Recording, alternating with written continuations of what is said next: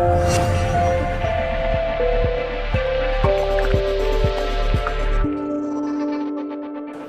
I'm Stuart Thompson, editor of Digital TV Europe, and I'm here with Charlie Johnson, who is VP UK and Ireland at Digital Element. Charlie, hello. Hi. So Charlie, you are a specialist in IP geolocation. First of all, what is it? IP geolocation is very simply being able to understand exactly where your users are on the internet. There's a plethora of type of information that you can gather against an IP address, but the key around it is being able to understand where they are down to a zip or postcode level. And what benefits can this IP geolocation bring to the broadcast industry? Well, it brings a variety of benefits for a variety of different industries, whether it be somebody in cybersecurity through to advertising industry. Typically, when you're looking at broadcasters, there are two main areas. Know your audience, which is becoming increasingly important as you might be in subscription areas or other areas, and you want to understand who exactly is watching your content. But also, the real key question is around your content and who's watching it, and are you being compliant with your legislative agreements? Now, we're hearing a lot about IP spoofing. How big a challenge is that to rights holders, and what can be done to combat it? Content rights and IP geolocation is more than a little challenging, let's put it that way. The key area for this is around accuracy. As content distribution is on the increase, so is the ability to circumvent restrictions put in place to stop you watching that. And that's one of the key areas when it comes to IP geo. You need to work with the most accurate data available in the market, but also those who are on top of the circumvention techniques that are being used by illegitimate fraudsters trying to watch content.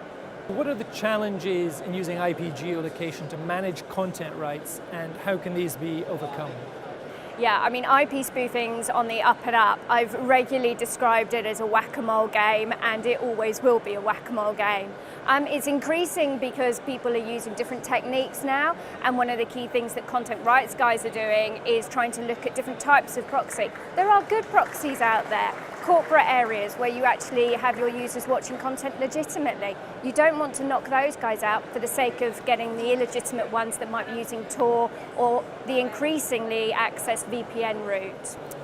So looking at all the players in the chain, the studios, the broadcasters, and further down the service providers, who should have responsibility for protecting the rights? Well, that's a really interesting question, and one I think everybody's quite willing to pass the buck on, or certainly have been for the last 10 years or so as it's increased. What we're seeing increasingly now is, firstly, whoever's at the point of consumption has the number one responsibility. Secondly, those players that are involved in that, if everybody works together and create the best, most robust solution out there, you have the best chance of protecting your content outline. So actually, everybody in that funnel needs to look at what's happening. So finally, Charlie, as Digital Element, what can you do to help content rights holders, and what further technical advances can we expect in this area? Sure, so Digital Element do one thing and one thing only, which is IP geolocation data and looking at the proxies. We're very niche and we're very specialist. The advantage is we work across many different industries, so we can see what's happening in cybersecurity, what's going on around Interpol, bank security, etc. What might be on the next step for content distribution fraud. So we can certainly help out in providing the most accurate data, advice, best ways of stopping some of the circumvention techniques that are out in the market. There's certainly not a one size that fits all, but we're working with our customers such as the BBC, Channel 5, etc. We're on the forefront of this challenge. Charlie, thanks very much. Thanks, Stuart.